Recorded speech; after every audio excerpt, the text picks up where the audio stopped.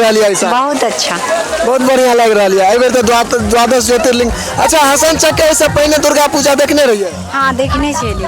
लेकिन एहि साल आन बेर के अपेक्षा केहन लग रहा है? एहि बेर का अच्छा है। एहि बेर का से बढ़िया लागे छै। हाँ बहुत अच्छा। जय मिथिला, स्वागत कर रहल छी जागो मैथिल में। एखन हम सब दरभंगा के हसन चौक पर में छी और हसन चौक पर में जे एहि बेर का पंडाल बनल छै से बहुत भव्य बनल छै, बहुत दिव्य बनल छै और अहाँ सबके देखाबे के लेल जे छै से आइ हसन चौक पर में आबि गेल छी और चलै छी और हसन चौक के पूरा दुर्गा पूजा के जे पंडाल छै, जे भव्य पंडाल बनल छै से अहाँ सबके देखबै छी। एतेक मेहनत से जे छै से कारीगरी क के ई चीज बनायल गेल छै। सामने एहिठमा गंगा जी छै, भोले बाबा छथि और भोला बाबा के जटा से पानि गंगा देख रहल छै। गंगा के जे धार जहिना निकलैत रहे तहिना एखन निकल रहल छी। अद्भुत दृश्य छै। हम सहयोगी के कहबनि एक बेर कैमरा के आब ऊपर क के सेहो अहाँ के देखा देता जे कतेक सुंदर एहिठामक जे छै से ई हसन चौक के जे छै से ई दुर्गा पूजा के भव्य पंडाल बनल छै। हम सहयोगी के कहबनि कैमरा के एक बेर पाछू घुमा के अहाँ सबके सेहो देखा देता जे भीड़ के जे नजारा छै, जे एहिठमा जे भव्य पंडाल बनल छै दर्शन लेल, तो एहिठमा भक्त सब लगातार दर्शन के लेल आबि रहल छथि। अद्भुत एहिठाम का दृश्य बनल छै और चले छी अहाँ सबके माँ के दर्शन कराबै छी।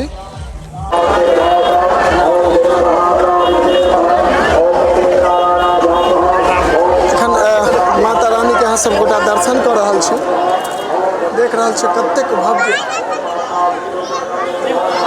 दरबार बनल छै।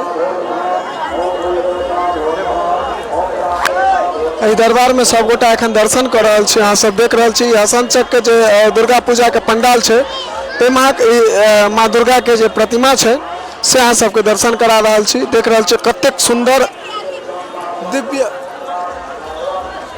स्थान बनल छै और सब गोटा जे छै से दर्शन कर रहल छी। बहुत नीक, बहुत सुंदर लग रहा है। हसन चक के एखन पंडाल अहाँ सबके देखा रहल छलहुँ और चाहब जे सब गोटा वीडियो के अधिक से अधिक शेयर करी। जे गोटा फेसबुक पर देख रहल छी से फेसबुक पेज के फॉलो करी, जे गोटा यूट्यूब पर देख रहल छी से गोटा यूट्यूब चैनल के सब्सक्राइब करी। बता दी जे ई जे अद्भुत एठाम के नजारा जे बनल छै, हम सहयोगी के कहबनि कनी कैमरा के चारू कात अहाँ के घुमा घुमा के दिखाबे जे एठामका जे परिदृश्य बनल छै, जे सुंदर और भीड़ो जे छै से भीड़ो के संख्या हम सब देख रहल छै लगातार बढ़िए रहल छै। कमाल के जे छै से एहिठमा ई जे द्वादश ज्योतिर्लिंग के एहिठमा जे छै से भव्य पंडाल बनायल बहुत सुंदर एकटा ऐतिहासिक पंडाल।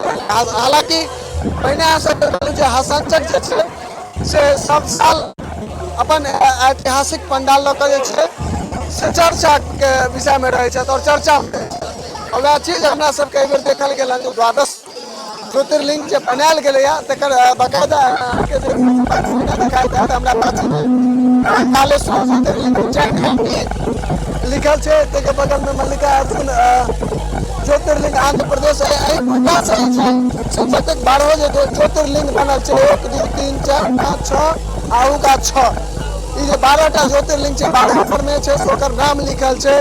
हमर कैमरामैन जे छै तकरा पाछू में नागेश्वर ज्योतिर्लिंग छनि, बगल में बैजनाथ ज्योतिर्लिंग देवघर, तकर बाद रामेश्वर ज्योतिर्लिंग। एहि प्रकार से पूरा जे छै से 12 ज्योतिर्लिंग के एहिठमा जे सुंदर से दर्शायल गेल छै। ई वाकई जे छै से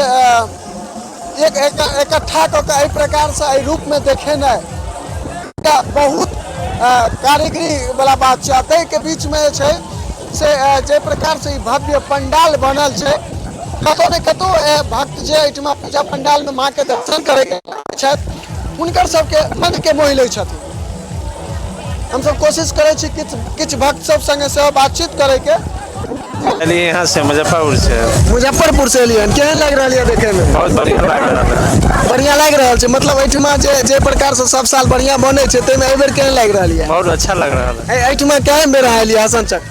जी हसन चक केहन बेर एलियै ना दुर्गा पूजा के पंडाल देखे ले? ये लगा के दोस्तों अच्छा, लगा के दोसर बेर एलियै। ओहि बेर के अपेक्षा एहि बेर केहन लग रहा है? एहिबेर तऽ 12 ज्योतिर्लिंग के पूरा पंडाल बनल छै, जी जी जी पूरा बढ़िया अच्छा से बढ़िया लग रहल छै, बहुत अच्छा। बढ़िया लग रहल ये। एहिबेर जे 12 ज्योतिर्लिंग के पंडाल छै, ई ऐसे पहले देखने रहिए कतौ? नहीं देखने रहिए, ई पहिल बेर देखे के लेल चलू एहिना कतौ से एलियै या पंडाल देखे के लेल? मेघा से, हवाई अड्डा से। अच्छा हवाई अड्डा से एलियै, केहन लग रहल है ऐसा? बहुत अच्छा। बहुत बढ़िया लग रहा है। एहिबेर तो 12 ज्योतिर्लिंग। अच्छा हसन चक के ऐसे पहले दुर्गा पूजा देखने रहिए, हाँ देखने चलिए। लेकिन एहि साल आन बेर के अपेक्षा केहन लग रहा है? एक बेर का अच्छा है। एहि बेर का से बढ़िया लागे छै। हाँ बहुत अच्छा। चलू बहुत नीक। हम सब जे छै से विभिन्न भक्त सब संगे जखन हम सब बातचीत केलियै तो रिपोर्ट हमरा सब दे रहल छै जे आन बेर के अपेक्षा एहि साल जे छै से बहुत सुंदर लग रहल छै, बहुत नीक लग रहल छै।